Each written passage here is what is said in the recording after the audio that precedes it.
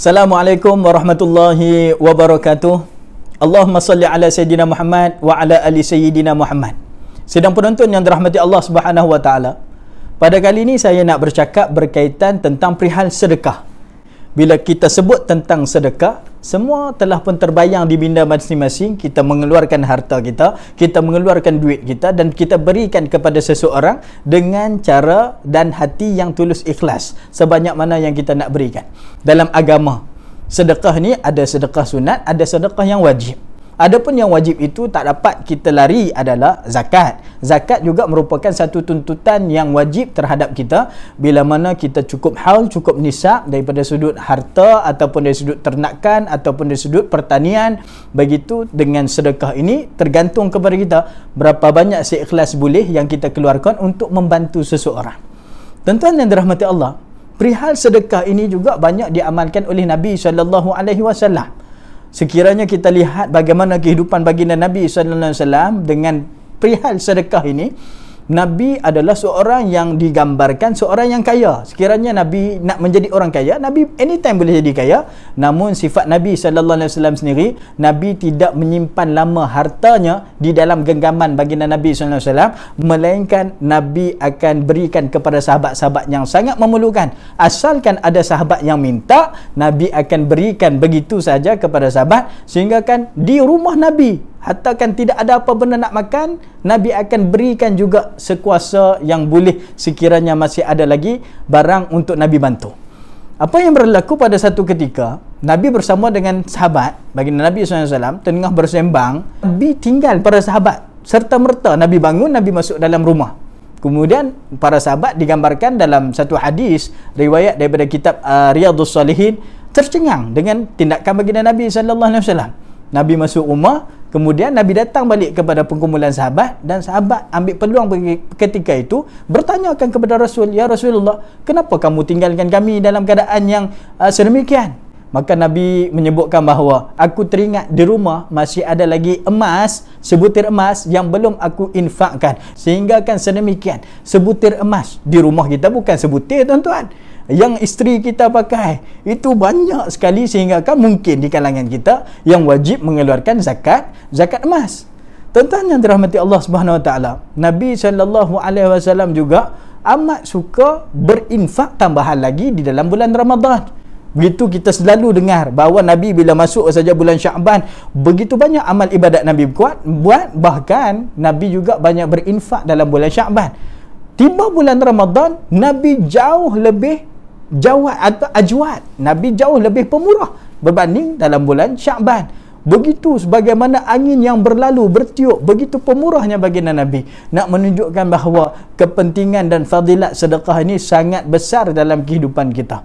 Bahkan pernah disebutkan baginda Nabi SAW kepada Muaz bin Jabal, "Ndak tahukah kamu bahawasanya ala adulluka ala abwabil khair? Nakkah aku tunjukkan kepada kamu kepada pintu segala kebajikan?" Antara Nabi sebutkan pintu segala kebajikan itu adalah sedekah. Kerana sedekah ini Nabi sebut tutfi'ul qati'ah. Sedekah ini memadamkan dosa-dosa kamu yang lampau. Dan ini seiringan dengan firman Allah Subhanahu wa taala. Allah Subhanahu wa taala suruh kita melakukan infak, kerana infak ini akan memberi ganjaran yang begitu melipat kali ganda. Sehingga kan digambarkan sedekah ini, kamu sedekah satu sebiji benih, kemudian biji benih ini boleh bercambah, sehingga kan bercambah menjadi kepada mi'atu habbah, 100 tangkai. Maksudnya apa? Sedekah ini akan menyemarakkan lagi gandaan pahala, bahkan memberikan keuntungan kepada dunia kita. Begitu dengan keadaan kita nak berniat untuk sedekah tu bagaimana? Niat untuk sedekah pastinya perlu kepada niat ikhlas. Sama ada kamu nak bersedekah dalam keadaan kamu menunjuk-nunjuk ataupun tidak, bergantung pada kamu.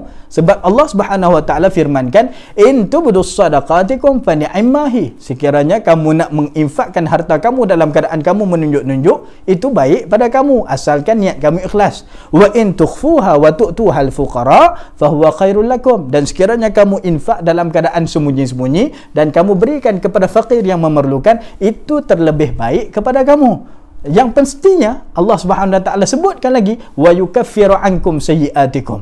Allah menghapuskan segala kejahatan dosa-dosa kamu dengan kamu infak tadi ni. wallahu bima ta'maluna khabir. Allah amat mengetahui apa yang kamu kerjakan, sama ada kamu buat dalam keadaan ikhlas ataupun tidak. Kita tidak dapat lari daripada pengetahuan Allah Subhanahu wa taala. Tuan-tuan yang dirahmati Allah, dalam kita nak menginfakkan harta kita, berilah harta yang terbaik. Ini terdapat dalam satu firman Allah. Allah sebutkan kepada kita, lan tanalul birra hatta tunfiqu mimma tuhibbun. Tidak kamu mencapai pada satu tahap kebajikan tertinggi dalam kehidupan kamu sehingga kan kamu boleh mengeluarkan sedekah dengan harta yang paling kamu sayang.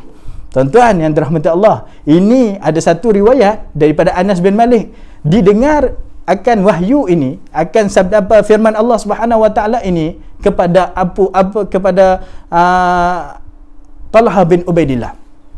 Kepada sahabat Nabi namanya Talha bin Ubaidillah. Talha bin Ubaidillah dengar sahaja firman Allah Ta'ala ini langsung bertemu dengan Rasul Sallallahu Alaihi Wasallam. Dan Talha ini seorang yang kaya. Dia ni kaya minal amwal an-naqil. Kaya dengan kebun-kebun kurma yang sangat subur. Kebun kurma yang sangat disayang oleh Abu Talha.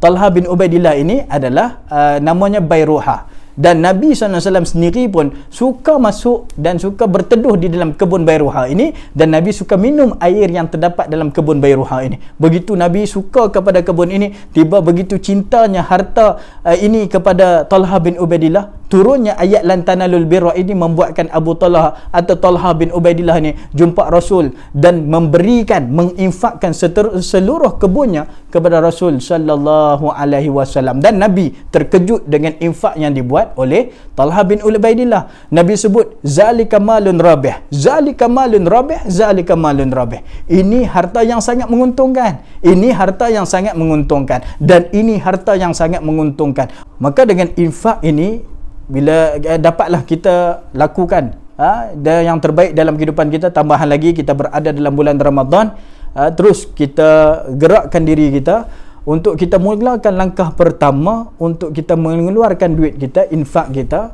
dalam apa jua, dari sudut kewangan, di sudut makanan, boleh kita buat di dalam bulan Ramadan ini untuk kita mendapat ganjaran sebagaimana yang kita telah ceritakan dalam kisah yang terdapat dalam ibrah yang kita sebutkan pada kali ini. Cukuplah sekadar itu daripada saya. Haza wabillahi taufiq wal hidayah. Assalamualaikum warahmatullahi wabarakatuh.